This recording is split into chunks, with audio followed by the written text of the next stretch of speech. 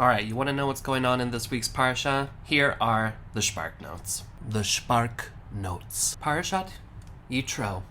Moshe Rabbeinu, our leader, takes the Israelites out from Rephidim, out into the Midbar, into the wilderness of the Sinai. Waiting for him out there is his family. His wife Zipporah, his sons Gershom and Eliezer, and his father-in-law Yitro. They have a beautiful reunion, and then Yitro pulls Moshe aside, basically to get the lowdown of all in the Mishagas that happened over in Egypt. After hearing the whole Megillah, Yitro decides that it would behoove him to sign up for this Israelite experience, and offers a korban to Hashem as a declaration of intent. Yitro receives his welcome packet, gets a special embossed kippah, and learns the secret handshake. He's in. Kosher. A fish.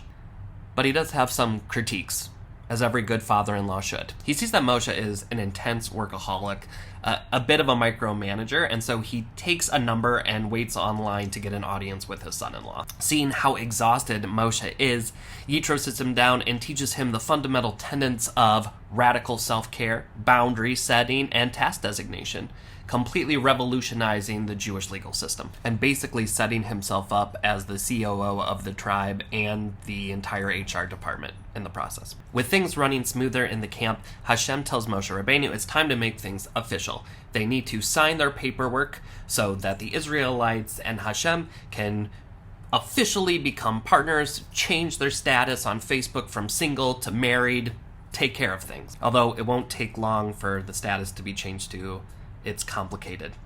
But more on that in the next few weeks, in the next few months, the next few years, millennia. Moshe tells the Israelites that it's time to receive Torah, and they're like, say less, we're in, Naseh v'nishma. And Moshe's like, are you sure? Do you want to hear what's in it? Do you want to know what you're signing up for? And they're like, nope, I'm sure it's all very reasonable and very simply understood. And Moshe says, great, and then instructs them to wash their clothes, abstain from sex from 3 days, and to not touch the mountain that's in front of them unless they want to die. At which point, they're probably now realizing that this is going to be more complicated than they expected. Moshe hikes up the mountain to be the mediator and comes down with all of God's rules for this new partnership. All the classics. Don't murder. Don't steal. Keep Shabbos, even when you're on vacation. And whatever you do, do not make an idol and call it a god. Don't do it. Not out of silver, and definitely not out of gold. Just don't do it.